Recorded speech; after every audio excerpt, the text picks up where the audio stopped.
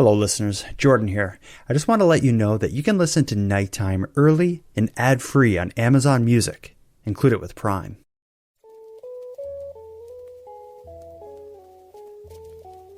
You are listening to Keep Canada Weird, a weekly weird news roundup by the Nighttime Podcast.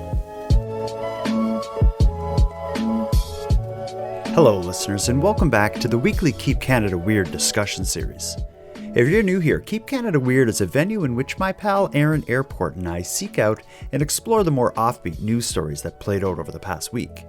In tonight's episode, which we recorded on January 16th of 2024, Aaron and I find ourselves in the uncomfortable position of balancing weird and sexy. We're going to hear about the tractor that was pulled out of a historic building in Seaforth a little later than many would have liked. We're going to talk about the couple from Regina who had to pay a significant price to win a sexy couple competition in the Dominican. And we're left hot and bothered by the mystery of how a Canadian military memo warning its members about using a specific sex worker has led to said sex worker being flooded with attention. Let's get into it. Handsome Aaron Airport. Before we begin, how have you been? What's new? What's going on? What's going on? Nothing, man. Just living life and trying to stay out of jail. Yeah, that's about all you can hope for in 2024, the year of nuttiness. How's it been? We're now 16 days into it. I would say this year so far has been, for me, fantastic. The weather is great this year. I haven't gotten sick or anything this year. Okay.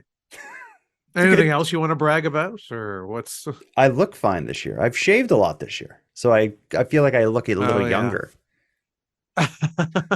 Well, this is a podcast, so the listeners will have to take your word for it. Mm-hmm. Yeah, better not research that one. It may be some fake news being spouted. Yeah, you do look freshly shaven today, though. Thank you, buddy. Yeah. You don't. No. Enough about our facial hair. Let's get into it. We're here to keep Canada weird, and we got a collection of stories this week that I think is going to make it easy. This has been a weird week in Canadiana, and not only is it the country doing its own work to keep itself weird, but we've really had our listeners, members of the Keep Canada Weird Army, step up and fan the flames of weird for us. We got a lot of voice memos this week. How should we just front load a bunch of them or drop them throughout? How do you want to handle that? Let's listen to two up front. Are you sure? And then we can sprinkle the rest throughout where it feels like it's needed. Okay. And one of the voice memos lead us right into a story, so I'll use one of those as the front loaders. And oddly enough, I don't think we've been talking about Tim Hortons a lot on the show, but a lot of the voice memos this week, maybe all of them, relate to Tim Hortons. Yeah. Well, when we even remotely mention the word Tim Hortons, the name words, Tim Hortons, the name, yeah, the words, yeah, it really strikes a chord in the listening audience, and it really brings up a lot of emotion in them. Yeah, and emotion then conjures response. Yeah, so. It's true. Before I play the voice memos, though, we talked a while back about how Tim Hortons was temporarily relaunching their retro donut collection. Have you had a chance to try any of them?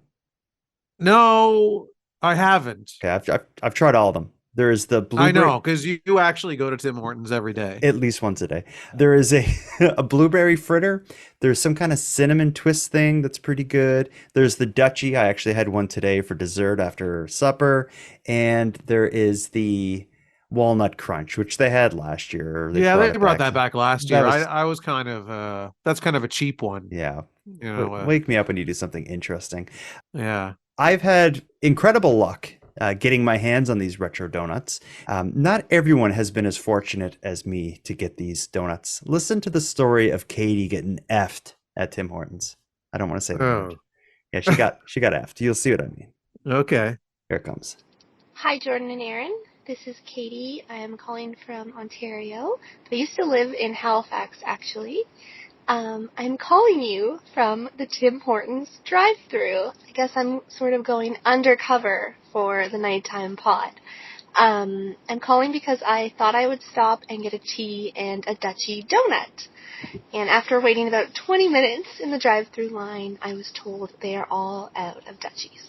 So my question is, why are they promoting something that they can't even meet the supply and demand for? Anyway, thank you so much for your podcast, and keep keeping Canada weird. The question is, why would Tim Hortons promote something that they can't meet the demand for and they can't sell it? My answer to that is because nothing they do in terms of marketing or advertising makes any sense, so they might as well promote something that they don't have in stock. They've done weirder things than that. Give me a break, Katie. Well, Katie, you're going undercover. I hope that was your reason for going through a Tim Hortons drive-through to begin with, was only for keeping Canada weird work purposes. She would have sent the receipt over to me. Yeah, has she? No, I'm sure. Well, because they didn't have the donut, so she ended up getting a tea just on her own. That has nothing to do with her work here. Yeah. I just don't want to see listeners who I love and care for put themselves in harm's way by getting too close to Tim Hortons. Mm-hmm. And I'm worried that Katie did that, and then was then in turn disappointed in the result. But Tim Hortons, what time of day was it? Well, she waited 20 minutes in the drive-thru. I'm thinking that's the morning. Yeah, if it's the morning, then they should have the donut. It's, when you go in the evening, I can see things being hit or miss. Yeah. In terms of what's left over. You ever wait 20 minutes in the drive-thru for it, though? I don't think so. Well, I look at the cars before I make the decision. Yeah. I look at the length of the lineup. I use my judgment. And my judgment always tells me if I'm waiting any more than 5 minutes in a Tim Hortons drive-thru, I'm wasting my time. Yeah, so good point. That's how I look at it. Katie, thank you for putting your neck out for the show. If you do manage to get your greasy mitts on a Dutchie or any of the other retro donuts, or have any other experience at Tim Hortons that's notable, we'd love to hear about it. And yes, you can send me your receipt for reimbursement. Let's get on to the next one. And this voice memo is going to walk us right into our first story of the night. And this one is a story that I completely missed. You completely missed. I had not caught any wind of this, but it is an amazing story that's coming out of Seaforth, Ontario. A listener gets his hip to this. Listen to this story. And it was sent as an anonymous voice message. So whoever sent this voice message, if you want to email me and let me know who you are, I'll send you a little something as a thank you. Here it comes. Hi, Jordan and Aaron. I just wanted to call in to let you know about a weird Canadian news story that happened near my small town. Happened in Seaforth, Ontario, which is a small farming community in southern Ontario. What happened was on October 13th, a tractor ran a red light. It was a Friday evening, and it crashed into the front of a historic building on Main Street. And the driver proceeded to flee the scene, and the tractor remained in the front of that building for about 2.5 months until it was able to be safely removed. It was quite the small town site. If you were walking around on foot, the street was closed to traffic, which was quite a pain. But I thought this might be a good segment for your Keep Canada Weird. So keep it up, guys, and all the best.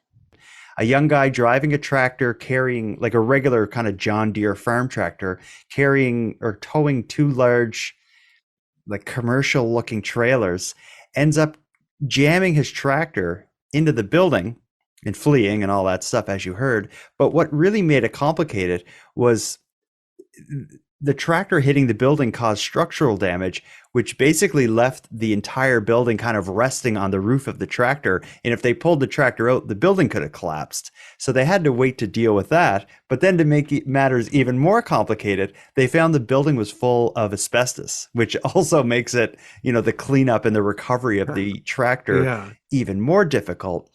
And again, where this is right downtown, they couldn't have people just roaming around. So they had to block off the main street for like 2 months. It's finally settled. I'm going to play you a news story that was just published, I think, mid-December, when they managed to get the tractor out of the building. And this is one of the types of news stories you love, because they're talking to a whole bunch of small town Canadians in this one. Here it comes. Yeah. A cheer from an assembled throng of onlookers greets the removal of a tractor embedded in a building in downtown Seaforth since mid-October. That's kind of exciting for the town of Seaforth. Never had so much excitement. But you don't want this kind of excitement again. No, not really. That's enough for 1 year or a whole bunch of years, I guess. Slowly and methodically, the John Deere tractor was tugged, pulled, and maneuvered out of the front of the Remax Realty storefront it became embedded in on October the 13th. That night, a tractor driven by a 23-year-old Huron East resident careened off Seaforth's main street into the front of the 2-story brick building. The tractor has been holding the structure up ever since, until today, when braces were installed to carry the weight of the building and allow for the meticulous removal of the tractor. It was close up top. And good thing they let the air out of the tires, because I don't think it would have come out unless they did. Not only was this a spectacle that many people came out to watch, this is a huge relief for many downtown businesses who have been dealing with a Main Street closure for 55 days. But who's counting? Yeah, no, it has definitely impacted the businesses in the main street, and yeah, finally, like a building has been lifted off of my shoulders of my tractor. The plan for the damaged building, believed to be Seaforth's first ever and oldest brick building, is for it to be fixed up and reopened. Well, that may take some time, but having the tractor gone and the downtown fully open again is a huge relief for Seaforth residents who aren't eager to see any more tractor pulls on their main street. It was neat to see it come out, and it's going to be good to get the street back opened up and people flowing back into the businesses here in town. It needs to get the street open so the businesses can get going again. And although it was kind of nice walking across the street without having to worry about traffic. The 23-year-old tractor driver has been charged with careless driving, failing to stop at a red light, and failing to remain at the scene of a crash. That's the kind of story I love. Yeah, why? I think it's the reason I love it is because no one gets hurt. It's absurd.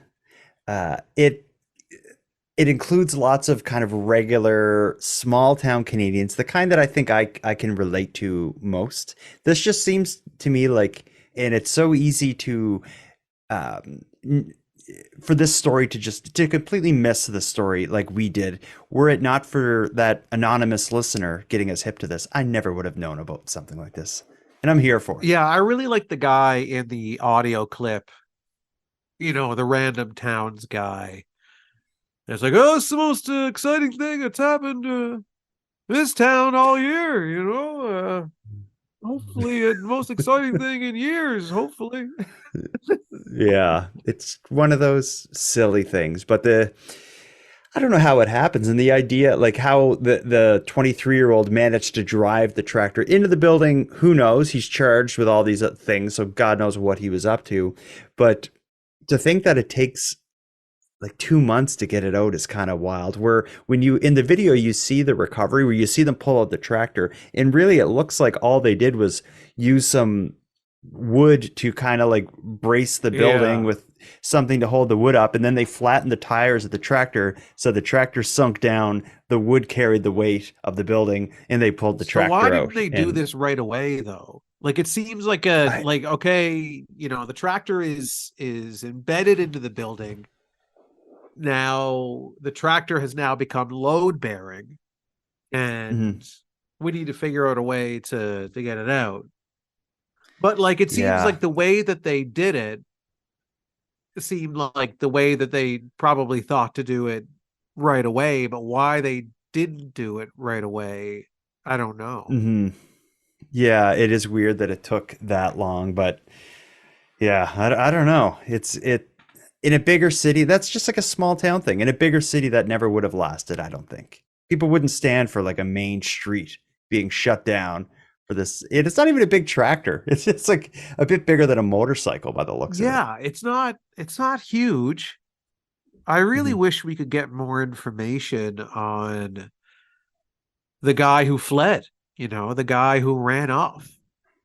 23 year old. Why would he be driving a tractor Well, he to was a main hauling street? something, right? He was hauling trailers or Yeah. something, or But it also, yeah, he had two big trailers that looked empty in the photos I saw. But I think it was on a Friday night. So so were the 23-year-old trailers guy, filled with booze, or what was the booze and people partying. just trailers of prostitutes and cocaine and guns Yeah, and whatever. in Seaforth, Ontario. Yeah. Yeah. So I don't. All the corn is picked for the year, so now let's wild through downtown. Yeah. I'm just wondering why I mean, if he's going to flee, he's going to get caught no matter what. It's a small town. Everyone knows who he is. Everyone knows it's Yeah, and he's his leaving his tractor. Like, tractor. it's not like you're hiding here. So what Well, what did he think was going to happen? Who knows if this is why he did it, but a common reason people flee the scene of accidents is so they can buy some time before they are forced to take a like a alcohol test, blood alcohol content, breathalyzer that makes sort sense. of thing. Yeah, he's drunk and he's like, I'm just gonna go and sleep this off, and then Until I'm not drunk, and then I'll talk to them. It could be something like that. I think the Seaforth Business District is probably not very happy with him. No. His career now of driving a tractor is over in that town. Mm-hmm. So shame on you. Thank you to the listener for sharing this story. And for everyone else listening, if there's some weird little thing like this going on in your town, let us know. I like this. Yeah.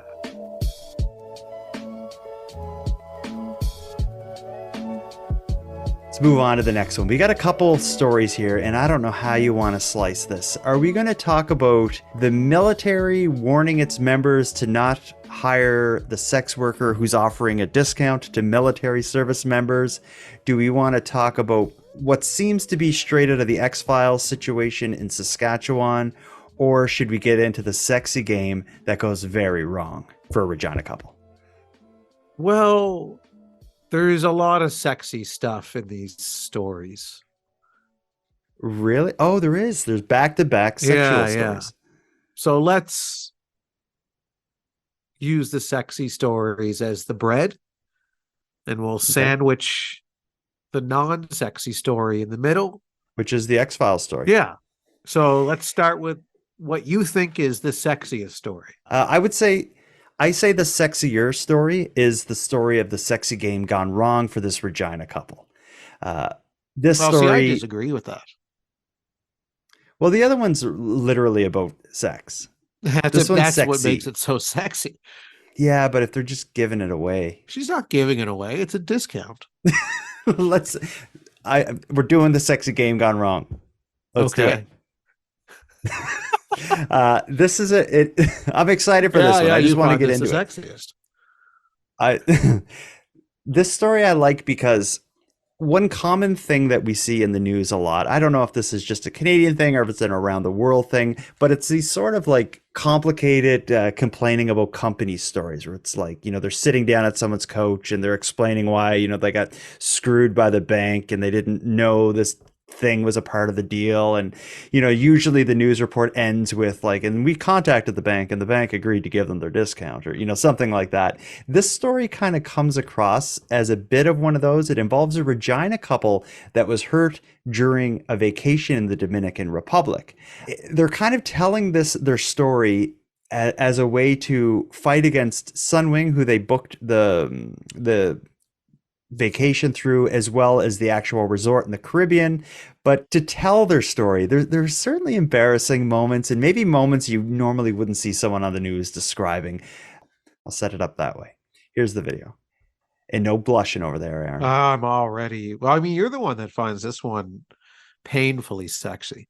This is just the one that you're going to be going to bed tonight, and this is all that's going to be on your mind is just... Here it comes.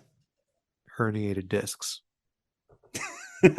So every night at the resort, they either have like a dance or games or karaoke, and so they'll pull you up on stage to do these things, and you really can't decline. But me and my fiance, we were newly engaged. I'm like a go-getter type of girl. Like, I'm not afraid of much. So they're asking for couples to go up on stage, and up to this point, we've been competing in like dance competitions, darts competitions, like all these things, and we're winning. So I was like, Brighton, we're going on stage right now. We're going to do this. And so we went up on the stage, which, yeah, they immediately told us what we were doing. There was 3 other couples with us. And so they wanted us to find who the, in their words, sexiest couple was. So immediately we were like, oh no, like what did we sign up for? So it involved a dance competition where my fiance had to sexy dance, they called it, and get down on one knee and sing with no music. He just had to sing. The next one was a performance for the both of us dancing. He had to perform a lift. That was scary. And then the third one was the balloon popping competition where unfortunately I was severely injured.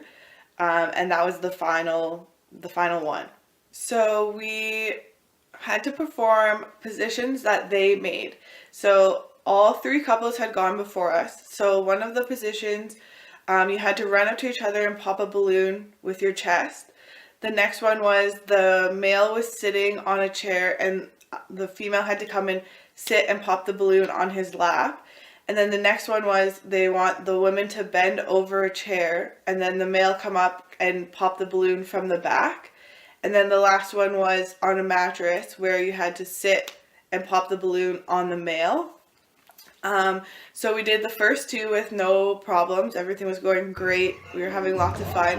And then it was time for me to like bend over the chair. And it was supposed to just be my fiance coming behind me to pop the balloon. But all of the entertainment staff followed behind him as fast as they could, which caused me to push all the way down to the bottom of the chair. It's called hyperextension.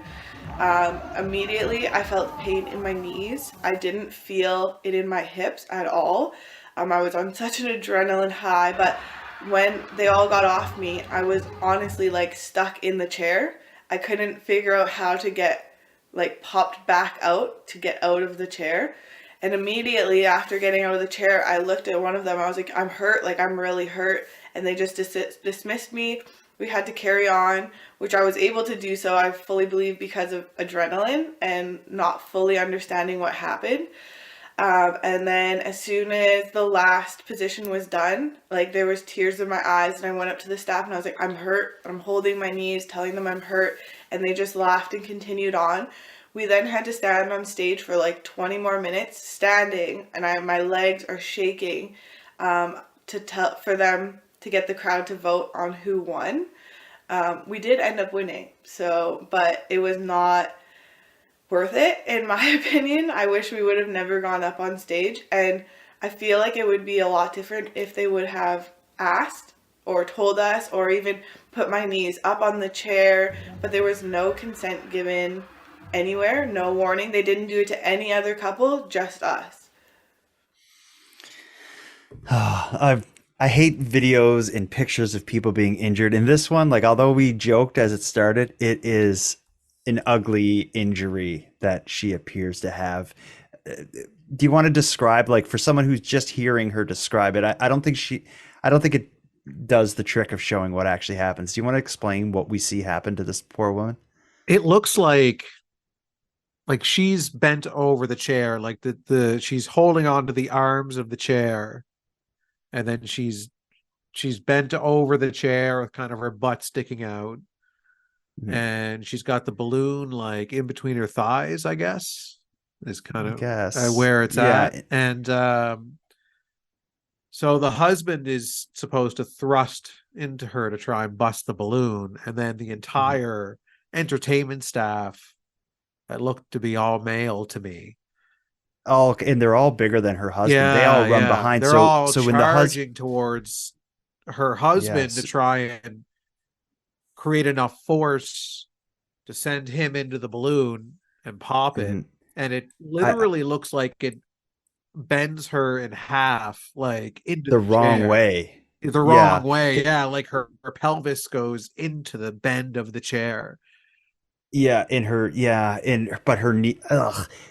When I watched it carefully, it looks like the husband kind of grabbed her hips, and he had his weight on her hips through his hands, and when he got pushed from behind, all of that weight went right on her hips. So yeah, Yeah. she just bent the wrong way, and then finishes the competition. Um, being on the news, like telling that story, it's she does a good job, because it is a little, like, I think it would be a bit embarrassing to have to describe that on the news. But then also, like, does it take a bit of wind out of her complaint by and we like it sounds like she's describing a great time, and she won it as well, which is like they included all that in the news clip. But I don't know where this takes me. Well, it's tricky, because who's responsible here is the question that gets asked in this news Yeah. footage, and who holds the ultimate responsibility for this accident. So Mhm. what was it, Sunwing that she booked through? Yeah, so she's going after someone to take responsibility. The resort seemed to want nothing to do with her, like they didn't do anything. So she went after Sunwing, and Sunwing is saying, like, we booked your vacation, but we're not responsible for what Yeah, happens on the they're resort, not our employees. which That makes yeah, sense. which makes No, sense. Like Sunwing is just yeah, we're but just a if booking you're company, you know. yeah, if you're in her position, it's way easier to go after Sunwing, who's probably the bigger company than whoever owns that resort, and they would have like a Canadian or an American Yeah, presence, like unlike the resort. So I think, to go after the resort is going to be a hell of a lot harder to go after Sunwing. So I think to go on the news and like complain about Sunwing is probably going to get you further. If you want to go after the resort, you straight up are going to have to like get a lawyer and file a lawsuit in the Dominican Republic, which yeah, yeah, sounds impossible, I would say. yeah. I can't see anything ever coming from that. Mhm. So this is probably a situation where nothing's going to come of any of her efforts No, to get anyone to claim responsibility for this. I agree. She gets to spit in the face of Sunwing on TV, which is good. It seems like she's not going to have any permanent injuries, hopefully, which of course is good. She's certainly going to have a story to tell. But the whole thing, as being as it's described, like being at this event, being brought up on stage to go in these like embarrassing competitions, to me that sounds like absolute hell. I would never do that. Would you? Like, I think maybe you're the more outgoing publicly one of the two of us. Would you get into I this sort would of thing? do it, but I don't know. I mean, after watching this, I would certainly be hesitant to do any balloon popping, sexy games. It's not even sexy. Like how hard you can thrust like into a balloon. Like, this sounds ridiculous. Well, whoever thrusts the hardest is the sexiest, right? I That's how I guess. was always taught growing up. That if you Yeah, can well, thrust hard, then like hard enough to pop a balloon. yeah, then that's hot. Uh, That's super hot. yeah, and I think this staff of this resort, they were just getting in on the party, I guess, by doing this. They weren't thinking anyone was going to get hurt, but And they've that's probably how. done this a million times before, Yeah, but it yeah, was just seriously, but just kind of the way the chips fell in this particular incident. yeah, this is how places get sued, though. If you're gonna touch people Yeah, or do anything remotely physical, you're just asking to get sued. you just can't touch the customers. That should be the first rule of business, is we don't touch the customers unless I'm a masseuse or something. What a strange story. I think if I was in her position, I would probably just cut my losses, Yeah, cut your losses, you know, be done with it. just recovery is also sexy. Just focus on recovering, Mhm. and then you'll be the world's sexiest patient. Uh, Perfect segue, because our next story involves patients. It involves hospitals. Uh, I don't know what attracted me so much to this story, other than, I'm a huge fan of the X-Files. I've always been a fan of the X-Files. And when I read this story, in my head, it is Like the way X-Files always started, they call it like a cold open. Like there's a scene that'll play out before even the intro for X-Files airs, and it just shows like a 1 minute little bit of chaos, and then the rest of the show is generally trying to figure out, what happened during that 1 minute cold open or what led to that. The story of the Weyburn Hospital in Saskatchewan, it kind of reminded me of the opening scene of an X-Files episode. Basically, this past Friday, just before noon, fire crews were dispatched to the Weyburn Hospital to investigate complaints of an odd chemical smell that was circulating through the building. When responders were unable to identify the source of the strong and nauseous smell, all the staff and patients of the Weyburn Hospital were forced to evacuate. But what the cause would end up being is a bit of a surprise. The Saskatchewan Health Authority says 22 patients, along with all staff members at the Weyburn General Hospital, had to be evacuated after a reported gas leak. According to Weyburn's fire chief, at around 11:30 this morning, some of the patients noticed what smelled like gas and told the staff members. That's when the Weyburn Fire Department was called in along with Sask Energy. The SHA says its immediate priority was ensuring patient safety, evacuating patients and hospital staff, and putting EMS on standby to support the patients who were taken to local care homes. After further investigation, the fire chief says it was not in fact a gas leak. Instead, he says the result of a smell was caused by a patient who came into the hospital directly from working in the oil field. That odor spread throughout the building with the assistance of the HVAC system within the building. The crews have isolated and contained the contaminated clothing. The patient is under care by the staff at the hospital. The SHA says it will provide an update once the building has been cleared to reopen. In the meantime, anyone in the community who is requiring urgent or emergent care is being asked to call 911 or travel to the nearest hospital outside of the city. So the clip we just heard there aired on the 13th of January, which was just this past Saturday. The hospital ended up staying closed for a full day before reopening. But for somebody to smell so bad that it actually causes the hospital to be shut down for a day and all patients and staff evacuated, that must be a god-awful smell. What did this man have on him? Could it be something from another, not of this earth, if it smells that bad? To clear a hospital out. Well, I'm sure if you're coming fresh off of a shift, in some kind of an oil sands type working environment, yeah, you're going to smell exactly like they describe this smell as being, and it's... I don't know. Did you ever get like gas on your leg or something when you're pumping gas and you get back in your car and it stinks? It carries it with you reek, for a while, doesn't it? But it does. But does it like spread through a hospital stink? And I've seen pictures of this hospital. No. It's not a small little building. No, but I mean, you're working in oil and gas all day, and it's on your clothes. Like your uniform that you're wearing always smells like this. Like that must be hell. Yeah, I guess. But so you don't think there's anything unexplainable, mysterious happening here? You think it's just a man who stunk so bad from working in the oil fields that it contaminated the air in an entire hospital? Yeah, it sounds like exactly what happened. And wow. I would hate to be the man that was told he smelled so bad that he cleared the hospital. Maybe. But I guess, natural gas and leaks and stuff, that is a touchy topic. So I could also see someone smelling like a gas smelling, being kind of concerned and calling, fire responders or, the fire department or 911 or whatever. And just out of an abundance of caution, they clear the hospital. Yeah. I guess I could see that happening.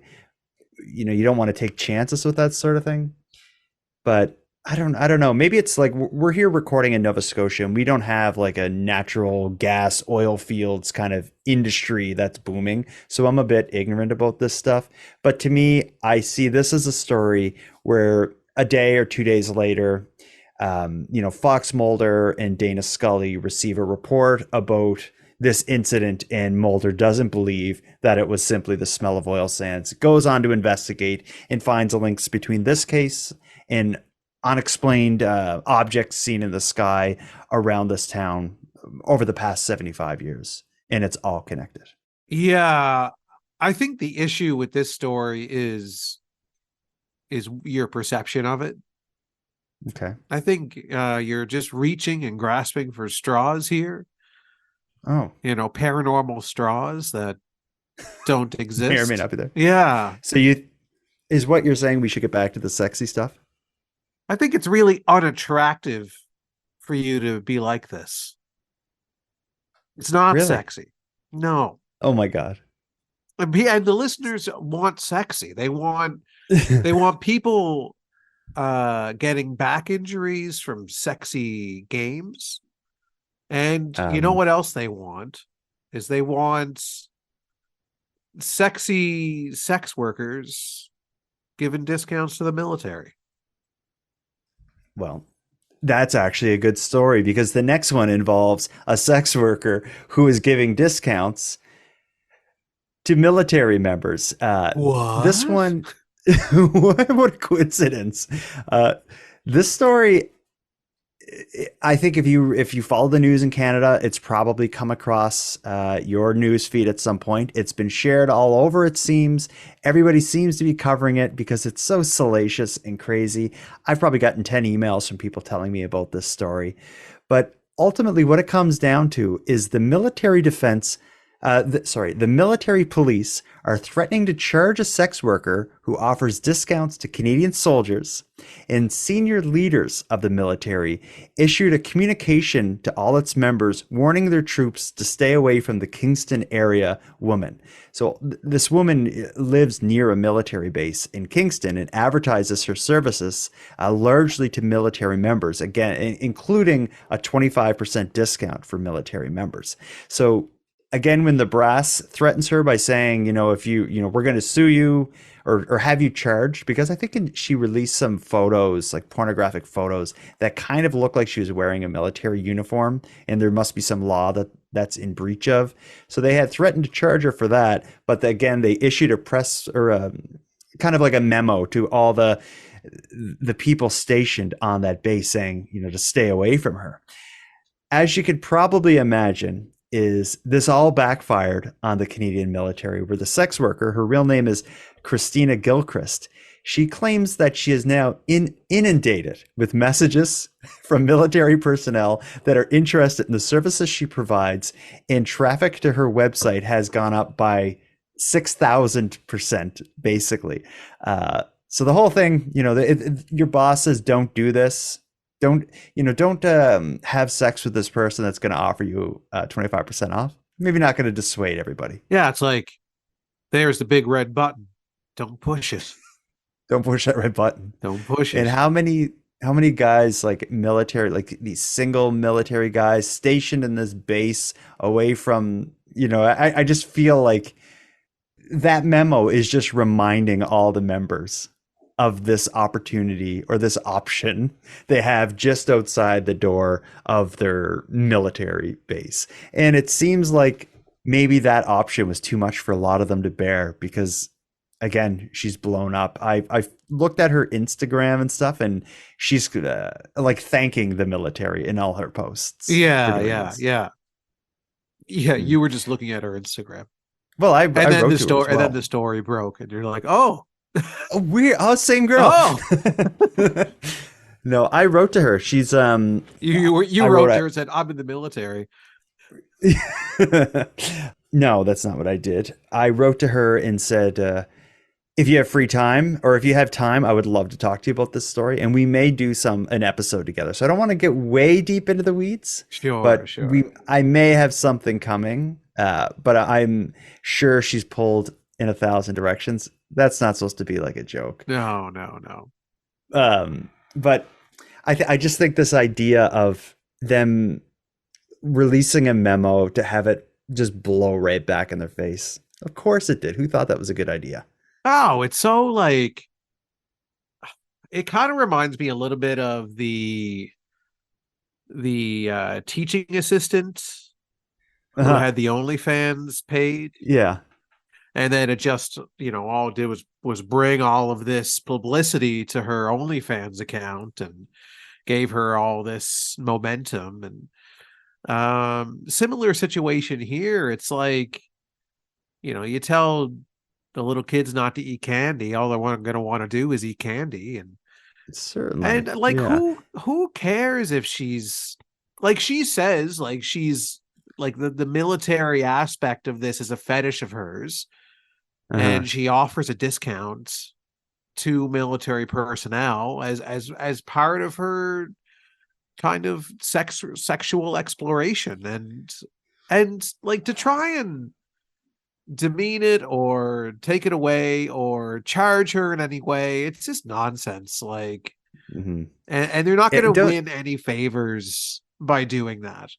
No, I think if they were going to charge her, don't like say you're going to, because that just gives everyone something to talk about. And if they really wanted their members to avoid this, they wouldn't tell all their members about this situation.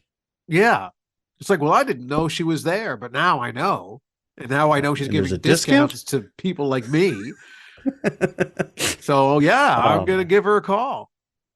What a bunch of fools! Yeah, no, all power to her. I hope she continues on with her, military might. And do you want to plug her website? What is the website? I can't. I only asked you that because it's so funny. Her website is for soldiers. Is it? I just thought that was kind of funny because it gets this situation's being covered in the news, but none of them want to write for soldiers, so they will like abbreviate it or put stars in there and stuff. Okay. Are you going on the website? I'm gonna go now. And all right. Soldiers. Okay. Let's give us a review here for people who don't want this in their Google search history or browsing history. What are we seeing? Okay. Am I 18 years of age or older? Yes, I am of legal consenting age. Oh. You were 18 when she was born, I bet. Probably. And I will accept the website's uses of cookies here. Let's click accept. Military fetishist. Not enlisted, it says right there. And then it's got as featured in CBC, the Daily Mail, the Daily Hive, the Ottawa Citizen, Vice is raising morale higher than any mandatory fun day ever will. Oh my God, there's some pictures on here. Okay, this is getting weird. Oh, geez, yeah. Do you want to describe anything, or is it too far? Well, imagine the story earlier with the girl with the balloon in her thighs, bent over the chair. I just imagine everybody involved is wearing a military uniform. and there's no balloon. No balloon. All right. Yeah. Anyway, I mean, Aaron grew up today. Yeah, I just got some more hair on my chest.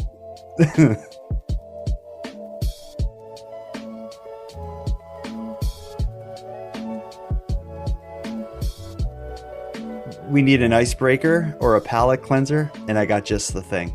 Let's go from group sex between a sex worker and military members to Tim Hortons.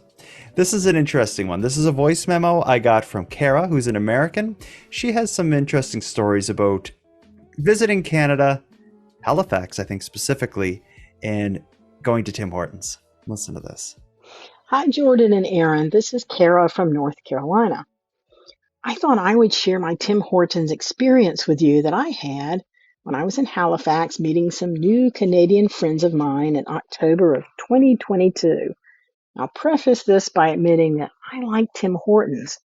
Not being Canadian, I don't have a stake in it, but it seems less corporate and bland than the equivalent coffee shop we have here in the States. I won't name ours, but it rhymes with Bar Ducks. And Bar Ducks is everywhere with their corporate pumpkin spice lattes and green frappuccinos, but I'm digressing. So I went to visit my friends who I had met in an online game the year before. They live in Halifax, and they had invited me to visit for a few days. While I was there one morning, they said they were taking me to Tim Hortons. I'm like, great. I'd never been before. So we get to Tim Hortons, the place is packed. Unless they're all out of towners, someone Canadian must like this place. Anyway, I'm in line and my friends are telling me to order a double double and try the Timbits, and I'm digging around in my purse for loonies and toonies, trying to figure out which is which. I get to the front of the line, I order my double double, and then I decide I need to get a souvenir from Tim Hortons to take back to North Carolina. Tim Hortons has a bunch of knitted caps with a Tim Hortons logo on it that look kind of cool. Guys, this is where I messed up. I looked at the cashier and I told her I would like to buy a toboggan. She looked like she didn't hear me, so I doubled down and repeated myself. I would like to buy a toboggan. At this point, I should say that in the southern United States, we do sometimes call the knitted winter hat that you wear on your head a toboggan. My Canadian friends inform me that that is definitely not called a toboggan in Canada, but it's called a toque. Then they told me that a toboggan is a sled, and they asked if we'd run out of words for snow-related items in the South because we don't get that much snow. A little insulting, but a fair question. I have no idea why we Southerners call a toque a toboggan, but apparently if you ask for a toboggan at Tim Hortons, they won't know what you're talking about, and also you'll be laughed at by your Canadian friends. So that's my story about Tim Hortons. Still love your show, love Canada, and I'm fond of Tim Hortons. Keep up the good work. That was amazing, Kara. Yeah. I don't agree with her opinion on Tim Hortons at all, but certainly the story is nice. But she did make a good point, is comparing it to Barducks, as she calls it. It does at least feel a little less corporate, and she doesn't have a skin in the game. She's an American coming here to visit. So if you went to a Tim's and then you went to a Starbucks, I think Tim's would feel cozy and less corporate. Starbucks is like snobby to me.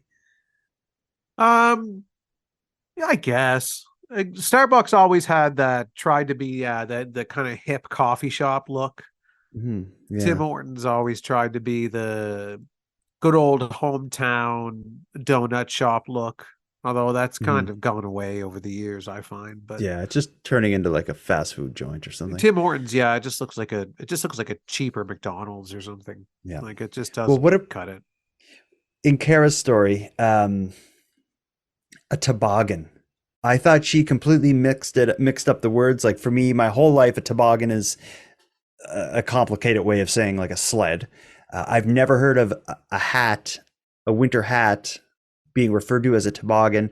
I did some Googling, and yeah, in a lot of other parts of the world, they call winter hats toboggan hats. Okay, I can understand that if it's a toboggan hat. So it's the hat you wear when you're on a toboggan. But I don't think it means like a tobogganing hat. I think it's toboggan hat. It's like I would call these kind of just like beanies, like just like a knitted cap without the ball thing on the top, just like a regular hat. It's like they call it a toboggan hat, a beanie. I don't know. I've never heard of it used as like when she sent me this voice memo, I thought like, oh, how cute. Like someone from the southern states doesn't even know the difference between a toboggan and a toque. But in some places, those words, I guess, are interchangeable. Yeah, well, the toque thing is a very Canadian thing. It's not like other places in the world don't call winter hats toques. I don't think.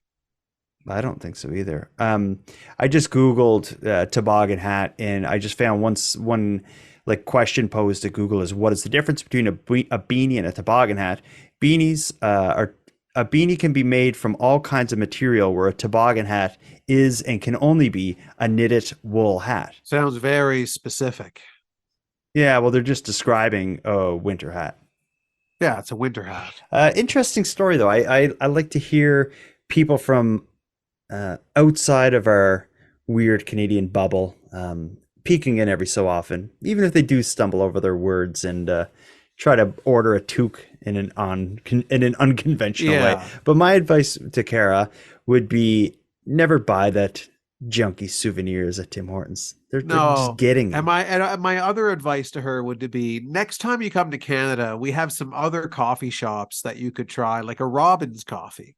You know, like if you're looking for a fast food coffee and you stumble across a Robin's, go in there instead and try their coffee. Tell them we sent you. Yeah, tell them KCW sent you. And they'll be like, who? And you'll be like, give me a toboggan. Get out, ma'am. That was a fun one. I think we did. I think we did what we came here to do. We found a couple stories that helped highlight the weird, unique, unusual, and often overlooked stories playing out across Canada.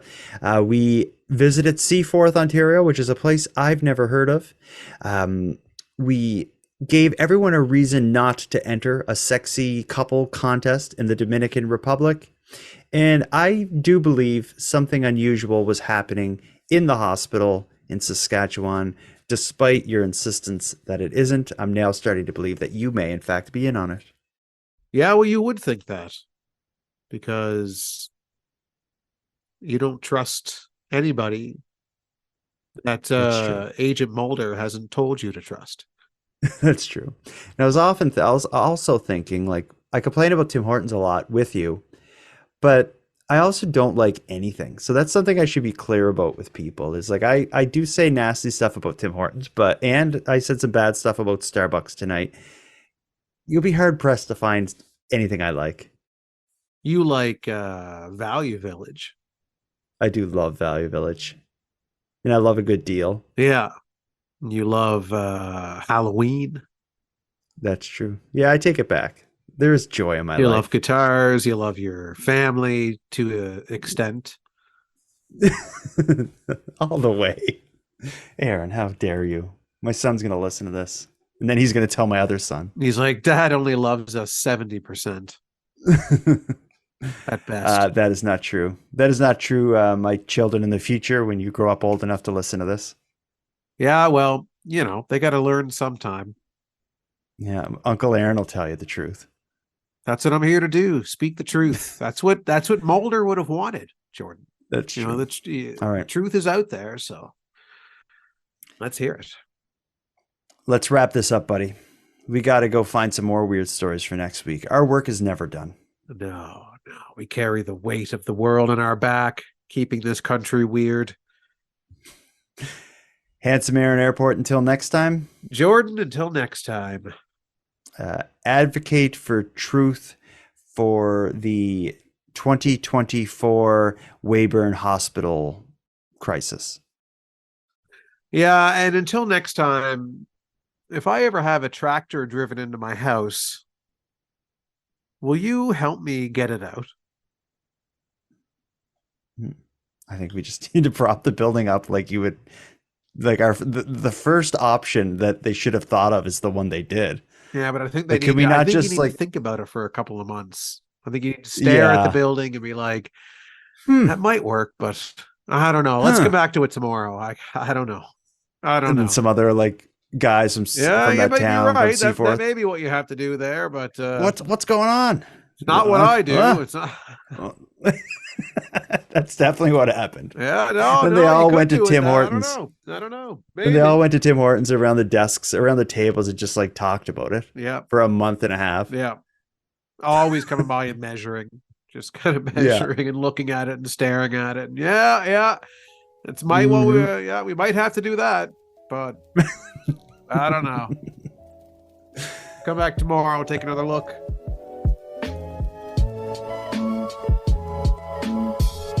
I want to thank you for helping Aaron and I fulfill our mission to keep Canada weird, but let us also call out to you for even greater support.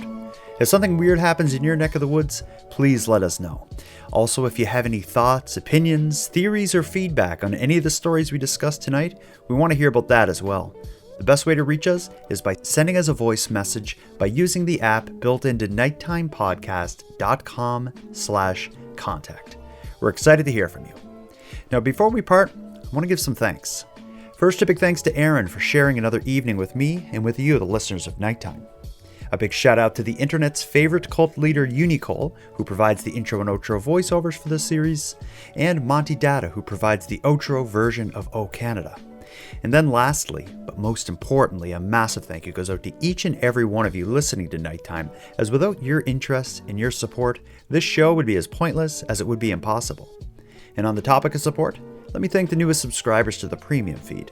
Sophie, Yvette, and Mike, thank you for going premium.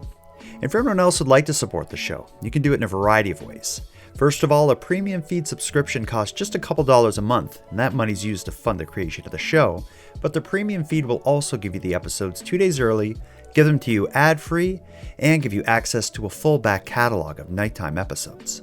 If that sounds like something you'd like, you can go premium right now at patreon.com/nighttimepodcast. And even if you don't want to go premium, you can still help support the show by simply sharing this episode on social media and letting all your like-minded friends know what we're doing here. We appreciate your support in this. And until next time, take care of each other, hug your loved ones tight, and let me know if you see anything weird. Keep Canada Weird is written, hosted, and produced by the Nighttime Podcast. And now to our viewers and listeners everywhere. Good night. Hello, Jordan and Average Aaron Airport. Not sure if that's correct, but it sounds about right. I mean, I don't really care. I mean, it says a lot about Average Aaron Airport that he starts so many beefs he can't remember how he insulted me. But unluckily for Average Aaron Airport, I don't forgive and I don't forget. Average Aaron Airport dissed my pronunciation of the word Donna, correct pronunciation, not as Donaire as you previously pronounced, and he's now a one-sided vendetta has been begun. Although I have been to Canada and I agree Timmy R's is terrible, so I agree with Average Aaron Airport there. Anyway, I hope Average Aaron Airport is satisfied with how many times I've said his name. So longa!